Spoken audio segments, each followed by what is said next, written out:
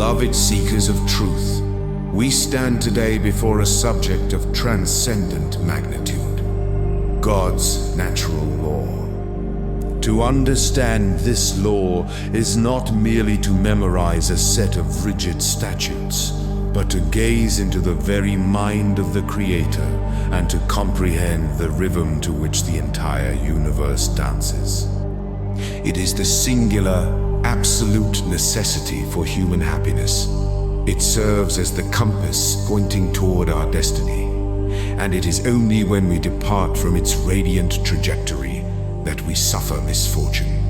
Unlike the ephemeral decrees of human legislators, which shift with the sands of time and culture, God's law is eternal and immutable, as eternal as the Creator himself.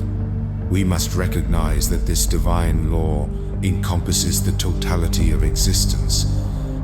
It governs the silent, majestic movements of inert matter, the domain of our physical sciences, and with equal precision, it governs the relations of the soul with God and its fellow beings.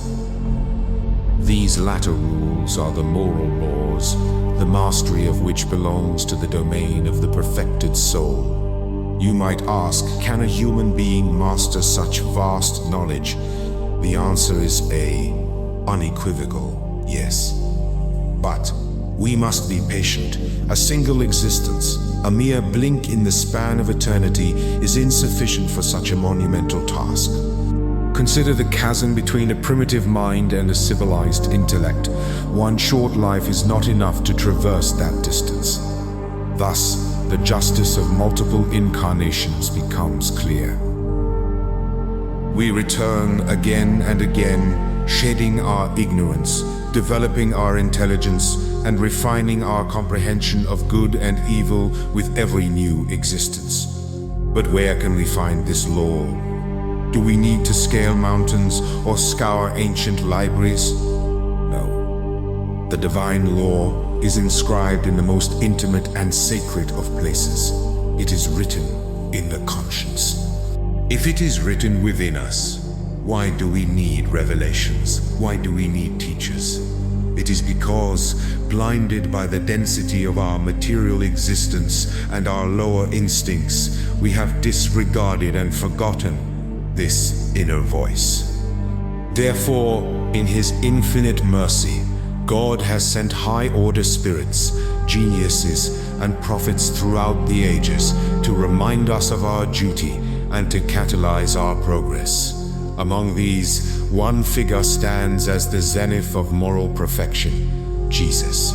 He is an example of an incarnated, pure spirit human being to walk the earth, and his doctrine is an excellent example of the expression of God's law. While ancient sages planted the seeds, often cloaked in allegory, sutra, or incomplete due to the barbarism of their times, Jesus offered an excellent standard.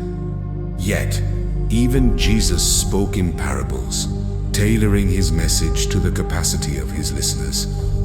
Today, we have entered an era where truth must be intelligible to all, stripped of veil and mystery.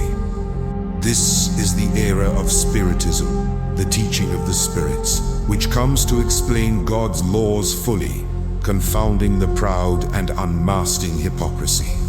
It provides the key to unlocking the great truths scattered like seeds across the philosophies and religions of the past.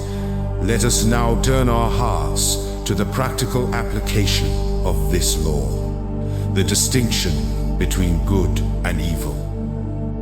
Morality is simply the rule of good conduct, the art of distinguishing the light from the shadow. Good is that which aligns with God's law. Evil is everything that deviates from it. We have been given a sovereign guide, a rule of reciprocity that is as safe as it is profound. Do unto others what you would want them to do unto you.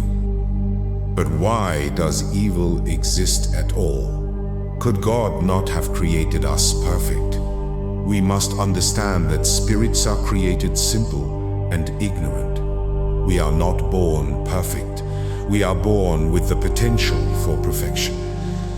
Just as one cannot understand the concept of a mountain without the valley, or the hardness of a rock without touching it, the spirit must acquire experience to contrast. Evil, therefore, is often the result of our own egoism, selfishness, and lack of experience. However, let us not judge our brothers and sisters too harshly. Culpability is relative, and judgment is the province of God. A primitive soul yielding to instinct is less an enlightened person who commits a simple injustice while knowing better. The more we know and the greater our elevation, the greater our responsibility. We often blame our surroundings, claiming the atmosphere of vice is irresistible. This is an illusion. It is a drag, a pull, yes, but never irresistible. Likewise, we can choose to blame others, but this also is an illusion. Spirits are linked and attracted to one another by sympathy and affinity. Hence, you are responsible for the world you find yourself in, the situations you inhabit, and the people that surround you. We choose our trials to prove our strength.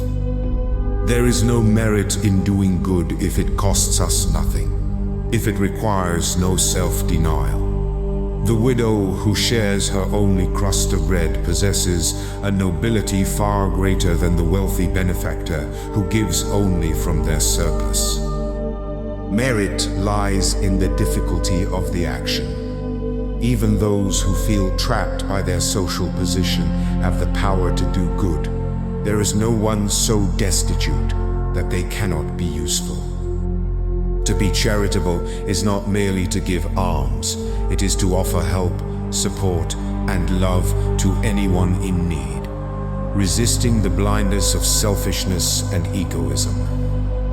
Finally, how do we organize this vast system of laws?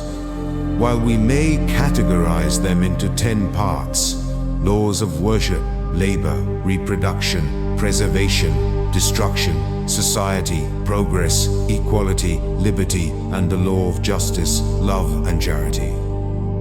See my videos on each of these laws of God. This, my friends, is spiritual life. Let us therefore walk away from here with a renewed spirit. Let us listen to the law written in our consciences and embrace the difficulties of life not as punishments, but as the glorious friction necessary to polish the diamond of our souls. Let us do good not just when it is easy, but when it is hard, for that is where true merit lies. The law is God's, and it is a law of love.